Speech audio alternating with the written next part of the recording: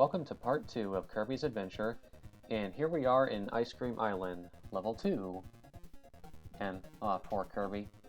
He was betrayed by his, imagination, the how you saw there. For some reason, this is the only Kirby game that has those little opening, oh, no, actually, no, that's a lie.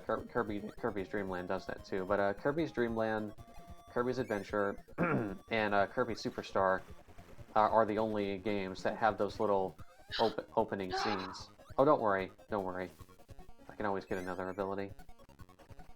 See? Oh, perfect. Yep, The sword is right there. Yep, simple as that. But yeah, as I was trying to say earlier, dang it, what was I gonna say again? The cutscenes at the beginning. Oh yeah, now I remember, yeah. The cutscenes in this game, they're only in Kirby's Dream Land, Kirby's Adventure, and Kirby Superstar.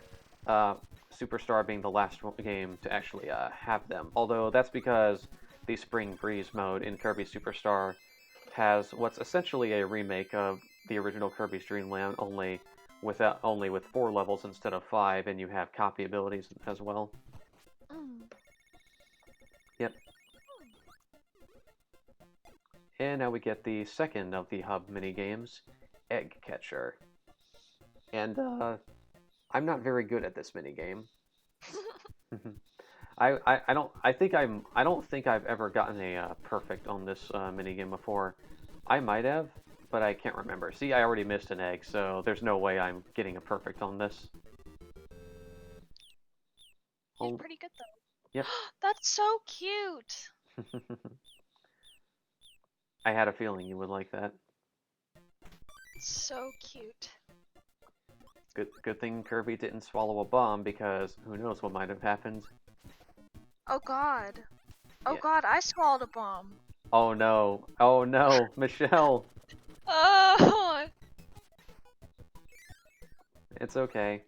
There's more than one attempt. Anyway, there's the Warp Star, which is known for transferring Kirby to various different locations. And here we have another mini-boss. This is Wheelie. Why is there a blue bar at the top? Is that just the end of the sky? I think... Oh no, it's mountain. It's the mountain, I see. I should probably mention that I am playing this on an emulator. So if there's any graphical glitches that you might see, now you know why.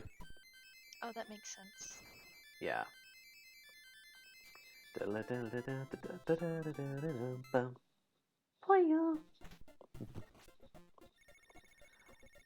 While Kirby, doesn't have a voice in this game because, it's the NES, so that's to be expected.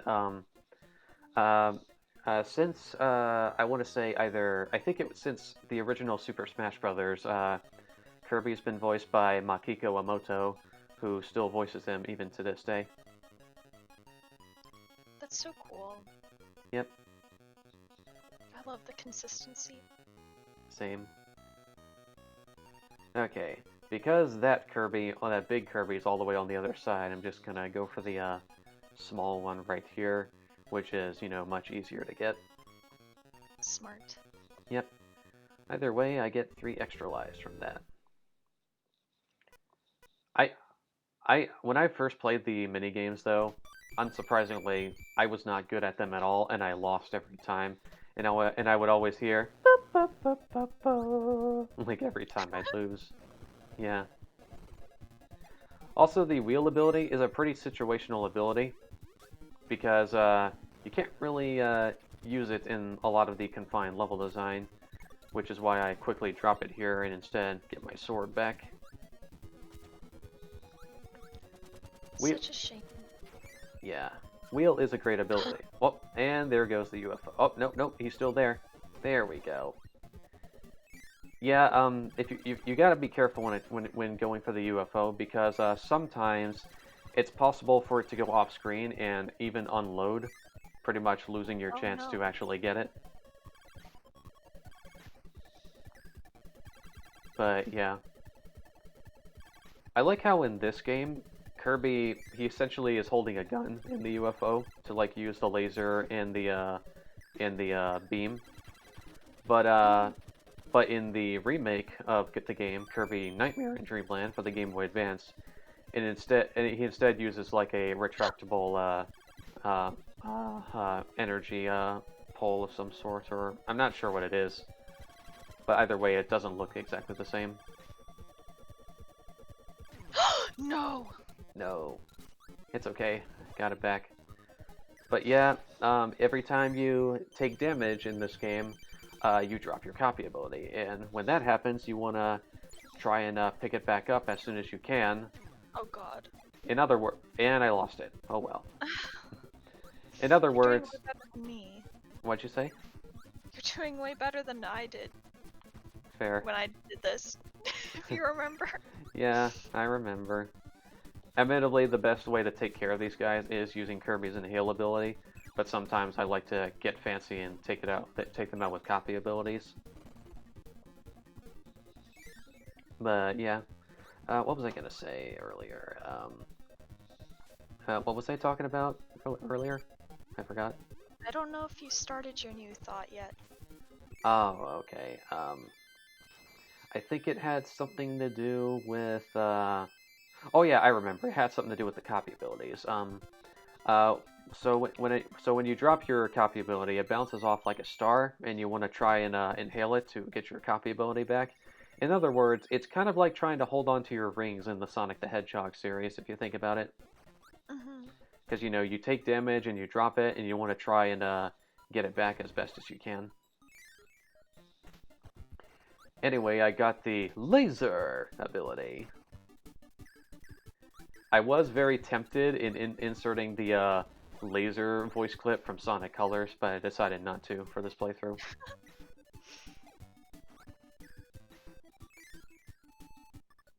Because even though I like, you know, there are aspects of Sonic Colors. Sorry, go ahead. No, you lost your thing. I got it back though. But as I was trying to say, there are some aspects that I like about Sonic Colors, but there are also some things that I don't like about it, and I'm not sure what you think about Sonic Colors, Michelle, but it's a pretty divisive game among the fan base. Well, it's alright. I played it some, and then I got to one level and I got stuck, and I got too frustrated, and then I rage quit. Okay. I can understand that.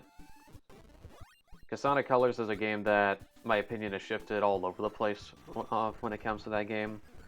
Granted, I already talked about this in the Sonic Adventure 2 commentary, but I felt the need to mention it anyway since it was related to the conversation we were having earlier. Anyway, here's the mic ability. This is actually a 3-use ability rather than a 1-use ability, but it's still essentially a screen nuke, much like the Crash ability. Although I think it's more powerful since you can use it up to 3 times. Unfortunately, unlike the newer games, Kirby doesn't shout "Chesto" whenever he uses it in this game. It's kind of weird. Like, when I first heard Kirby make that sound, I was just like, whoa, like, Kirby, since when could you make that deep sound? And because I am very sure that Makiko Emoto cannot make that sound at all.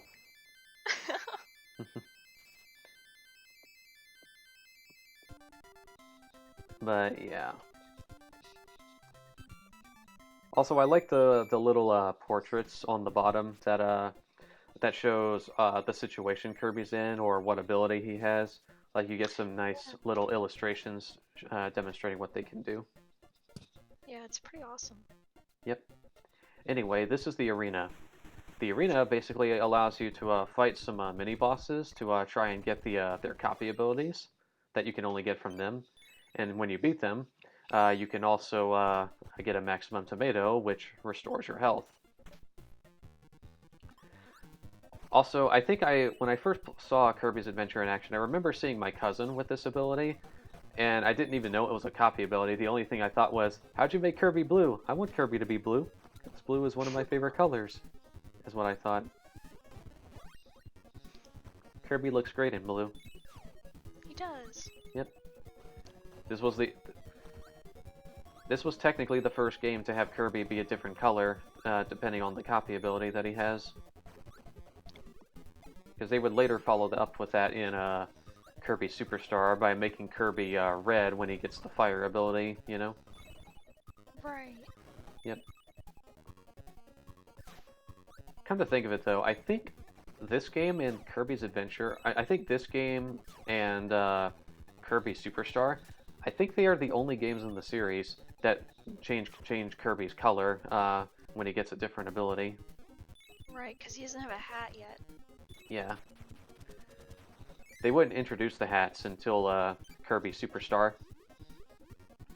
Although, speaking of the hats, one thing I'd like to mention is that in Kirby Fighters 2, you can actually give Kirby... well, actually, this technically started in Kirby Battle Royale, but this will be further expanded on in Kirby Fighters 2. I would love it, and I think this is something I think should be a series mainstay, but I really like how you can actually customize what kind of hat or costume Kirby wears whenever he has an ability. And I think that should be a series mainstay, because I like how I can make Kirby look more like a traditional knight rather than, say, Link from The Legend of Zelda, like he usually is, you know? Yeah. Although one of my favorite costumes for the sword that I like to equip in Fighters 2 is his Ultra Sword costume from Kirby's Return to Dreamland. Yep. I believe in Kirby Battle Royale, I think Meta Knight has some alternate costumes as well, like making him look more like Dark Meta Knight, or Galacta Knight, or Mecha Knight. I think he even had... Sorry, go ahead. Oh, I was just saying, yeah, that I do agree that it should be something that they use more often in the series. It's pretty cool. Yeah, because it again helps with giving the game more variety. Yeah. And I always admire games that have levels of customization, so you can choose how you want to play the game, you know? Alright, here's the boss. This is a paint roller. I think the only other appearance of this guy was in Kirby Canvas Curse for the DS, because I don't think we've seen this guy since that game. Unless he appeared in Kirby Right Back At You as well, which I wouldn't be surprised if he did, but yeah. I literally forgot Kirby Canvas Curse existed. I can't say I blame you for forgetting about it, because it's not a traditional Kirby game. It's a game that uses the touchscreen, and I'm still yet to play Canvas Curse, but I actually would like to play it myself at some point. If I do, though, I would like to get a physical copy rather than try and emulate it, because, you know, it's the touchscreen, so yeah. Right, right. Anyway, that was part 2 of Kirby's Adventure. We are done with Ice Cream Island, so tune in for part 3, where we will then head to Butter Building.